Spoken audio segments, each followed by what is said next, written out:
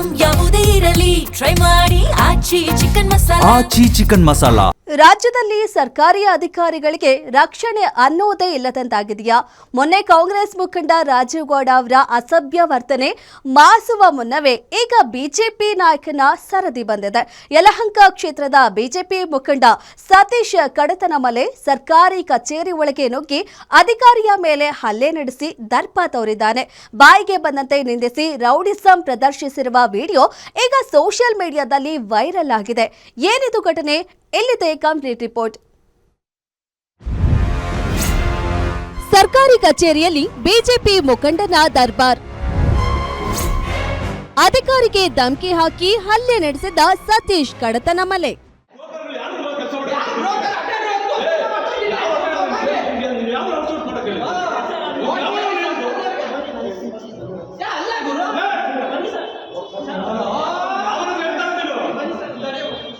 ಇವರೇ ನೋಡಿ ಸತೀಶ್ ಕಡತನಮಲೆ, ಯಲಹಂಕ ಕ್ಷೇತ್ರದ ಬಿಜೆಪಿ ನಾಯಕ.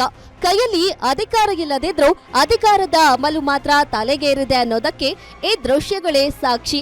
ಹಾಲು ಉತ್ಪಾದಕರ ಸಂಘದ ನಿರ್ದೇಶಕ ಸ್ಥಾನದಿಂದ ಇವರನ್ನ ಅನರ್ಹಗೊಳಿಸಿ ಆದೇಶ ಹೊರಡಿಸಲಾಗಿತ್ತು.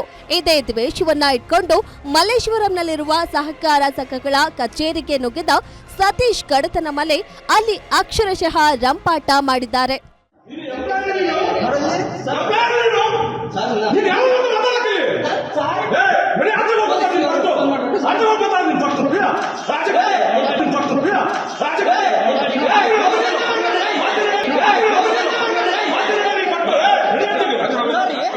ಕಚೇರಿಯಲ್ಲಿದ್ದ ಸಹಾಯಕ ನಿಬಂಧಕ ಪ್ರಕಾಶ್ ರಾವ್ ಮತ್ತು ಇತರ ಸಿಬ್ಬಂದಿಗಳ ಮೇಲೆ ಸತೀಶ್ ಹಲ್ಲೆ ನಡೆಸಿದ್ದಾರೆ. ಅಷ್ಟೇ ಅಲ್ಲದೆ ಅಧಿಕಾರಿಗಳನ್ನ ಏಕವಚನದಲ್ಲಿ ಸಂಬೋಧಿಸಿ ಸೋಮಗನೆ ಬೋಮಗನೆ ಎಂದು ಅವಾಚ್ಯ ಶಬ್ದಗಳಿಂದ ನಿಂದಿಸಿದ್ದಾರೆ. ತನ್ನ ಸ್ಥಾನ ಹೋದ ಸಿಟ್ಟನ್ನ ಕೆಲಸ ಮಾಡುವ ಅಧಿಕಾರಿಗಳ ಮೇಲೆ ತೀರಿಸಿಕೊಂಡಿರುವ ಈ ಪುಂಡಾಟದ ವಿಡಿಯೋ ಈಗ ಸಾರ್ವಜನಿಕರ ಆಕ್ರೋಶಕ್ಕೆ ಕಾರಣವಾಗಿದೆ.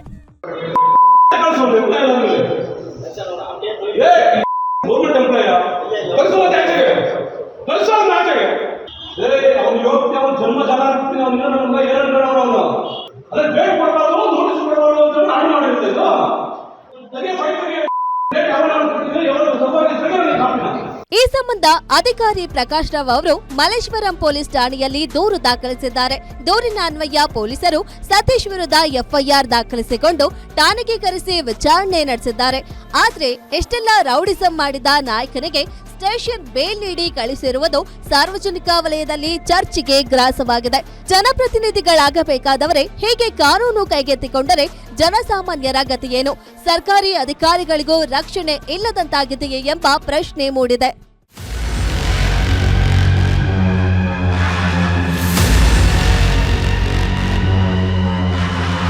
ಒಟ್ಟಿನಲ್ಲಿ ರಾಜಕೀಯ ಬಲವಿದ್ರೆ ಯಾರ ಮೇಲೆ ಬೇಕಾದ್ರೂ ಕೈ ಮಾಡಬಹುದು ಎಂಬ ಅಹಂಕಾರ ಈ ನಾಯಕರ ವರ್ತನೆಯಲ್ಲಿ ಎದ್ದು ಕಾಣ್ತಿದೆ. ಅಧಿಕಾರಿಗಳ ಮೇಲೆ ಹಲ್ಲೆ ನಡೆಸುವ ಇಂತಹ ವ್ಯಕ್ತಿಗಳಿಗೆ ಕಾನೂನು ಸರಿಯಾದ ಪಾಠ ಕಲಿಸುತ್ತಾ ಅನ್ನೋದನ್ನ ಕಾದು ನೋಡಬೇಕಿದೆ. Ajay Kumar, crime bureau, guarantee news, Bengaluru.